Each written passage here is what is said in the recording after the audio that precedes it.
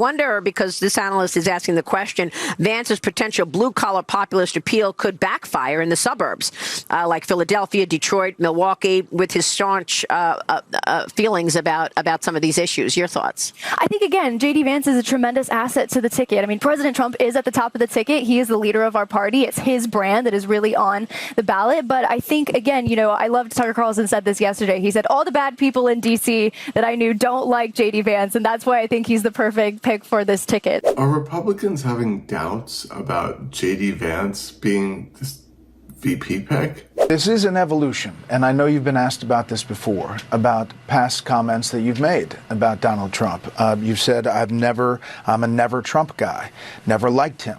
Terrible candidate, idiot if you voted for him, might be America's Hitler, might be a cynical a-hole, cultural heroine, noxious and reprehensible. Those are things. We also can't forget about his past comments, such as this famous quote.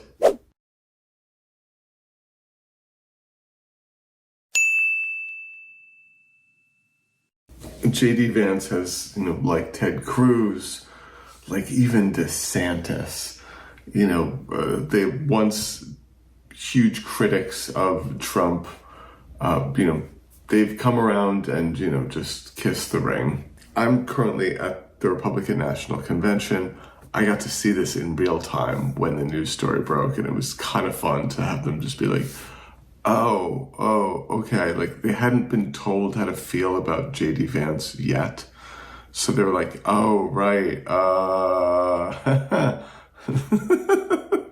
So if you go to my channel, Walter Masterson, and on YouTube, and you see, I'm uploading this, I'm editing this right now, and I have a whole thing I asked people about J.D. Vance and how they feel about him.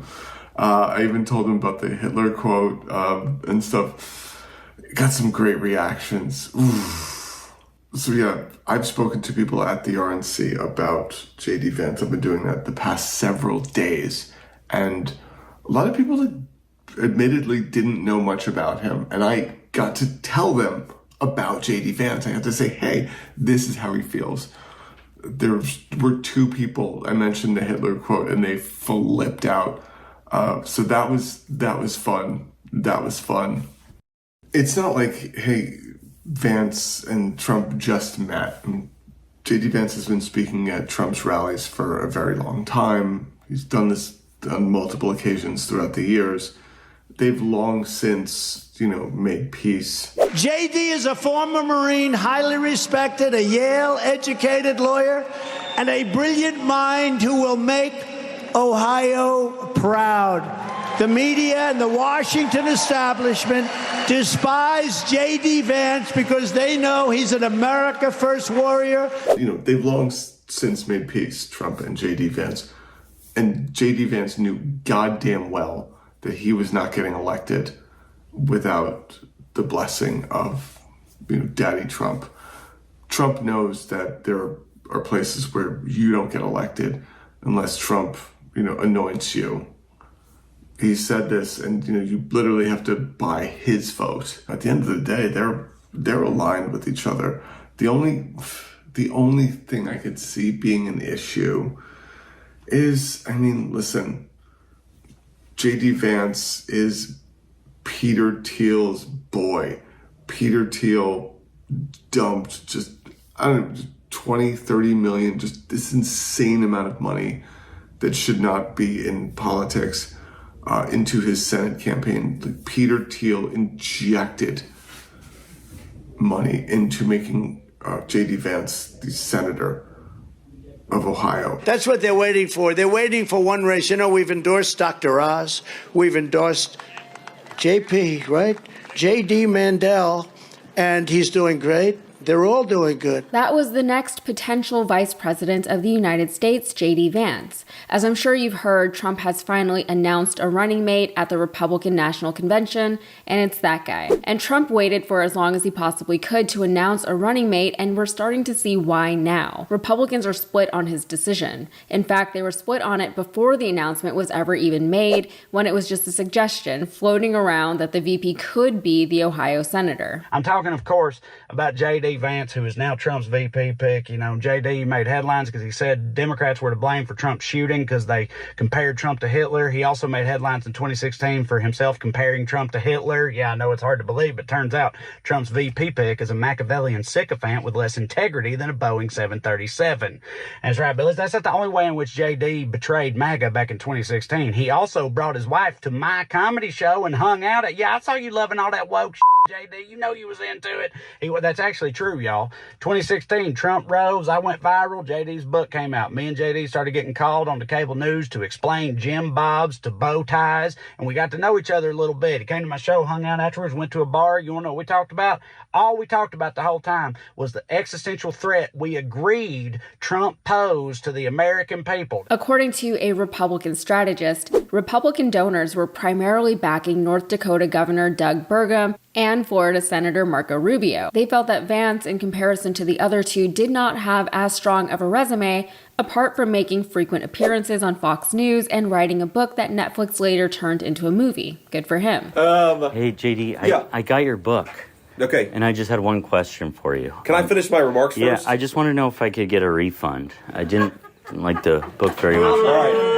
It's $16.99. You're going to go. $21 in Canada. Could I have $16.99 plus tax? No, you can't. Do either of you guys have cash on you? No. Just $16.99 plus tax. You're going to need to go. It just wasn't that good. But in some ways, it makes sense that Trump would find him appealing. Trump is also inexperienced in governing, or at least he was when he first became president, and he also puts a lot of stock in media savvy and popularity. Trump has recently made efforts to distance himself from Project 2025 and the Heritage Foundation, even though he had previously said that they would be writing the Republican platform that he would adopt and implement as president, even though they're one of the major sponsors of the 2024 Republican National Convention, even as he told Harris Faulkner on Fox News that he's looking to appoint one of the Project 2025 authors as the head of immigration policy should he be elected to a second term in the White House. She was given the responsibility of the border. I have Tom Homan lined up. We have the greatest people. And then Trump went and chose a running mate who spoke at the Heritage Foundation's Leadership Summit in 2023, specifically thanking them for their contributions to conservative policy. Heritage does such an incredible job, and they're going to lay the groundwork and detail plans for exactly what our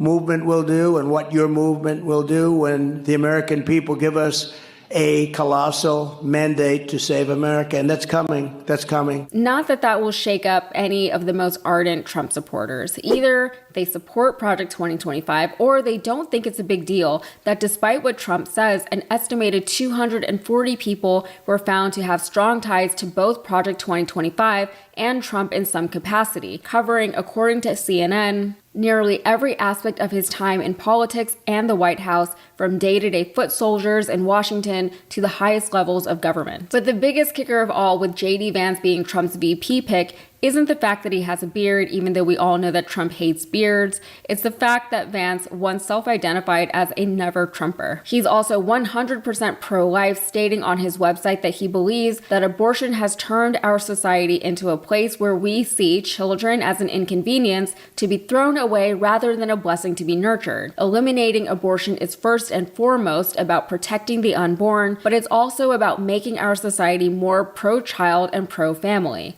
The historic Dobbs decision puts this new era of society into motion, one that prioritizes family and the sanctity of all life. So do I think he strengthens the Trump ticket? Not particularly any more than anyone else would have. He's young, so he's got that going for him. He's not particularly popular amongst high-ranking Republicans, but one thing is for sure. For a guy to go from a self-proclaimed never-Trumper to Trump's VP pick, you know that he will do any and everything Trump asks him to do, and after what happened with Mike Pence, we know that that is something that Trump is looking for in a vice president. Vance already has a reputation within Republican circles for being a bit of a suck-up, but it's scary to think of what things people are willing to say and do for the sake of ambition.